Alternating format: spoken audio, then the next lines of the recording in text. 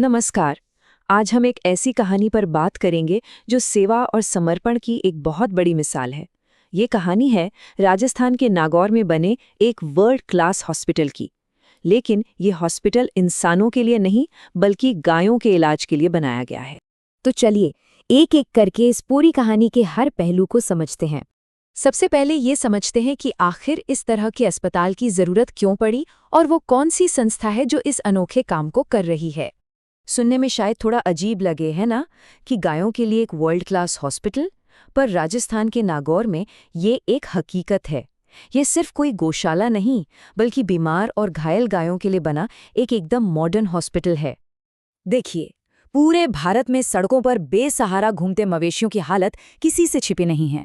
कभी सड़क हादसों का शिकार हो जाते हैं, तो कभी बीमारी या प्लास्टिक खाने से तड़पते हैं।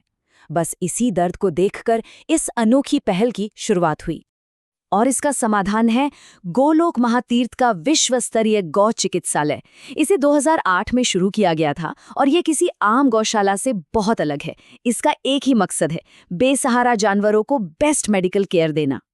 तो चलिए अब जरा अंदर चलकर देखते हैं कि ये अस्पताल आखिर काम कैसे करता है और इसका स्केल कितना बड़ा है। इस अस्पताल के पास 18 से ज्यादा एम्बुलेंस हैं, जो करीब 350 किलोमीटर के दायरे में कहीं भी बीमार गाय तक पहुंच जाती हैं। यहाँ हर रोज 25 बड़ी बड़ी कढ़ाइयों में लगभग 8,000 किलो पौष्टिक और पका हुआ खाना तैयार किया जाता है।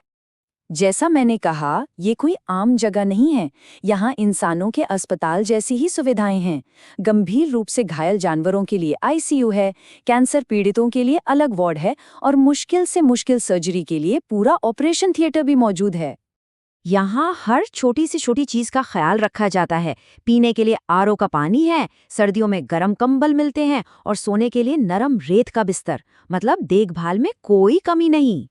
तो अब सवाल ये उठता है कि आखिर इतने बड़े मिशन के पीछे कौन है? कौन है वो शख्स जिसकी सोच ने ये सब मुमकिन किया? इसके संस्थापक हैं कुशाल गिरी महाराज, और उनका व्यक्तित्व कह सकते हैं काफी दिलचस्प है। एक तरफ वो एक सम्मानित महामंडलेश्वर हैं, एक आध्यात्मिक गुरु, और दूसरी तरफ सोशल मीडिया पर उनका एक अलग ही रूप वायरल है, द बॉस का। अपनी बेबाक और सीधी बातों के लिए वो जाने जाते हैं। उनकी इस तरह के डायलॉग्स जो एकदम ठेठ अंदाज में होते हैं, उनके बॉस वाले अवतार को राजस्थान में बहुत मशहूर बनाते हैं। उनका सफर भी काफी अलग रहा है। एक वक्त था जब वो अखाड़ा चलाते थे और फिर एक घायल बछड़ी को देखकर उनके जीवन का मकसद ही बदल गया। उसी घटना ने इस मिशन की नींव रखी। अगर उनकी निजी जिंदगी की बात करें तो कई रिपोर्ट्स के मुताबिक उनका जन्म का नाम कुशाल सिंह सांखला है। वे शादीशुदा हैं। हाँ, उनके अतीत को लेकर एक गंभीर विवाद भी सामने आया था, हालांकि उन्होंने उन आरोपों से इनकार किया था। लेकिन ये मिशन सिर्फ अस्पताल चलाने तक ही सीमित नहीं है। इसका एक बड़ा वैचारिक और सामाजिक पहलू भी है। उनका एक बहुत बड़ा लक्ष्य है गाय को राष्ट्रमाता का दर्जा दिलाना। इसके लिए वो सरकार से, प्रधानमंत्री से लगातार अपील करते रहते हैं। इसके अलावा वो गोचर भूमि यानी जानवरों के चरने के लिए जो जमीनें होती हैं, उन्हें कब्जे से मुक्त कराने का भी अभियान चलाते हैं, ताकि इन बेजुबानों को उनका प्राकृतिक हक मिल सके। तो अब सबसे जरूरी सवाल पर आते हैं। ये जो पूरा प्रयास है, इसका असल मतलब क्या है और भविष्य के लिए ये हमें क्या सिखाता है? देखिए, ये एक बहुत ही यूनिक मॉडल है।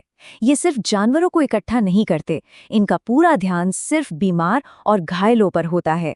उनका इलाज करते हैं और जब वो ठीक हो जाते हैं तो उन्हें वापस वहीं छोड़ आते हैं जहां से उन्हें लाया गया था। और यहीं पर ये कहानी हमें एक बड़े सवाल के साथ छोड़ जाती है। क्या नागौर का ये मॉडल एनिमल वेलफेयर के लिए एक नया रास्ता हो सकता है? क्या इसे देश के दूसरे हिस्सों में भी लागू किया जा सकता है?